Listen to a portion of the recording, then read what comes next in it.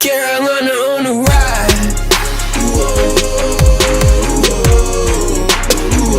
Carolina on the rise.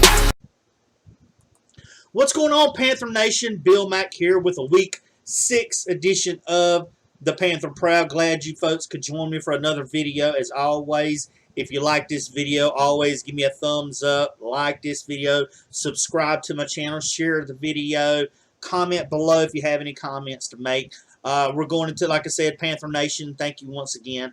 Bill Mack here to give you my thoughts, my opinions, a few facts on our preview for the upcoming Week 6 matchup as the Carolina Panthers head back home to Bank of America Stadium to take on and host the Chicago Bears.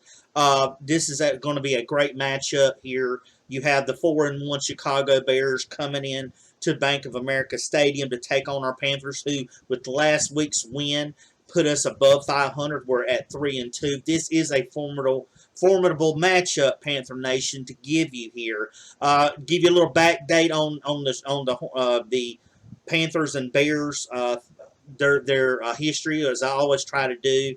Information in my preview videos. The Panthers, of course, are 4-6 all time against Chicago. The Panthers are, however, 3-1 at home in the series, but their last win was way back in 2014. So 6 years ago since their last win, the Bears, of course, won the last matchup, which was a 7-3 contest back in 2017. So it's been 3 years since the Panthers have faced the Chicago Bears. Now, give you a little insight on the Bears. Of course, I said they were 4-1. They have won the 3 of its games by at least 13 points. You know, after overcoming 13-point deficits, and have already beaten, of course, Atlanta and Tampa Bay. So, of course, they have, put the other two of the other division opponents of ours in their places and have won. You look at wide receiver for the Chicago Bears, and you have Allen Robinson, who has become, much in his own, a top 10 receiver in the conference. It has really helped Matt Foles to do what he needs to do. Of course, Matt Foles has came in and in the last two games and replaced Mitch Trubisky, who wasn't doing well, especially his continuing performance, continuing from what he did last year. But of course, Chicago they're ranked right now 4th in points allowed. They've only give up an average of 20 points over the course of the season. So very, very low-key. They're second in holding the teams on third down conversions, only 33.3%, which will be a test of a matchup against the Panthers, who, of course, have a really good, they've been really good this year on their third down conversions. And while we talked about Matt Foles and Allen Robinson on that defense, which you definitely have to give props for, which has been really well. Of course, Khalil Mack is no shocker.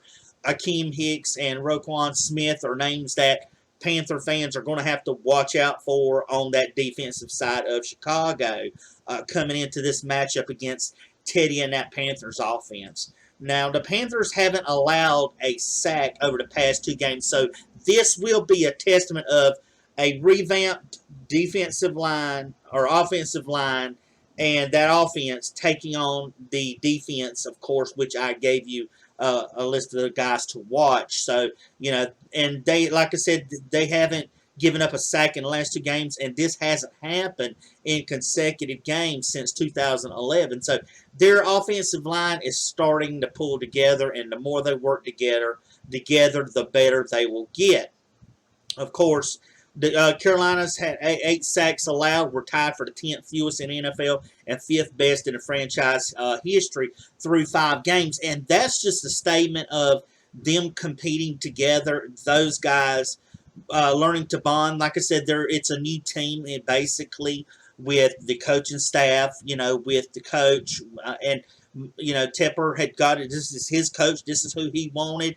And of course, Matt Rule coming from Baylor, coming from Temple. He brought a lot of his people that he was familiar with to work, so they're working out the kinks in that. And here's a few stats for you through the first 5 weeks of the Panthers, any season, the 2020 version of that. Through the first 5 weeks, they ranked second in the season in yards, first in first downs, second in net passing, third in the fewest giveaways, second in third down percentage, and second in red zone scoring. So the things they needed to pick up, especially these last 2 games, those are games to emphasize because those are the games they're starting to pull together. And I feel like if they continue, like I said in my last few videos, if they continue that trek up, they're going to be able to get better, and it's only going to make them better. And starting them out young, staying with that young defenses, which is basically what they used all their draft picks on, I think this is going to go well from them. As far as the offense, of course, you have Robbie Anderson and DJ Moore, who are the current leading NFL duo receiving-wise, having a combined 870 yards. And Anderson and Davis, of course, ranks fourth as scrimmage yards leaders, both at 918 yards. The Panthers over the past 2 games, and that's why I said to emphasize that running game, they've run over 292 yards, which is fourth in the NFL, and they've actually controlled the clock at 20.28, which is second in the NFL over the past couple of weeks. So continue to build on that. They'll get better. They rank fourth in extending plays with 741 yards after the catch, and third in rushing yards and 357 yards rushing after contact. And that's all attributed to, of course, Mike Davis just barreling over people. Great job by him over the year. Christian McCaffrey could come back, not sure of, but we'll wait and see. Just wanted to give you a little bit before I give you some stats here about our Panthers with this. Unfortunately, K1 Short had shoulder surgery, I think Monday or Tuesday of this week. So he is done for the season, which is really heartbreaking to hear if you're a Panther fan, because KK has really been really well for us and that line, and I just hate to see that he gets injured and he has that. Basically, he is out for the season after having shoulder surgery, and I'm looking for a great matchup. The Bears have always been known for their defense, and Trubisky has been one that's kind of been an up and down pick. And Robinson, he's been reliable when they can get him the ball. Foles has had some rocky games up and down. Like I said, if the Panthers have Foles, not the Panthers, the Bears have Foles at quarterback, but they've relied on their defense to get their wins. Basically, that defense, kind of like the old Baltimore teams, they would have a great defense and that would kind of carry the offense. Well, that's what Chicago's is. Like those names I told you with Hicks and with Mack and with Smith, you're going to have to watch out for those guys. That offensive line, of course, will face, to me, in my opinion, their biggest test coming into this season so far. And I'm really excited where they've been. They're doing well. Sorry about that. If you hear any noise, something in the back. But I'm looking forward to a great matchup. Teddy, of course, he leads the league in completion percentage. Of course, yet again, he's fifth in yards. He's got 34 completions on third down, which is second in the league. He's getting those guys along. He's 25-14 all times as a starter. Davis, of course, has been a great addition to being there to carry the load when C-Mac hasn't been able to. Like I said, powerful running back. He's got a good cut. Cut, and he just barrel over if he needs to. That's like what you like to have. That complements C-Mac so well. So when, like I said in my videos, when C-Mac comes back, and they told C-Mac, just take your time. We've got a guy here. Make sure you're 100%. There's no sense in rushing you back. We've got someone here that is going to be able to carry the load for us and do well, on the field for us in productivity till you get back. Don't rush yourself. There's no need to. We're not suffering at running and rushing because you're out right now, which is a relief, so that Christian doesn't have to get wear and tear and wear out quickly when you got someone that can ground and pound running the ball like that. It's not a need necessarily that he has to be on the field, which has got to be great for him. You know, instead of having him out there on just about every single play. I mean, we've seen how many snaps he took over the last 2-3 years of the teams. He hardly ever come off the field. So and we've come down to Davis. Now we look at our wide receivers. Of course, I mentioned Robbie Anderson, who was a free agent pickup in the offseason from the Jets. Great. He's fourth in the league with 489 receiving yards. He's already had a franchise record 36 receptions just through the first 5 weeks of the season, and he's had 4 games where he's had right at 99 yards. So he's had multiple 100-yard games, and of course Samuel.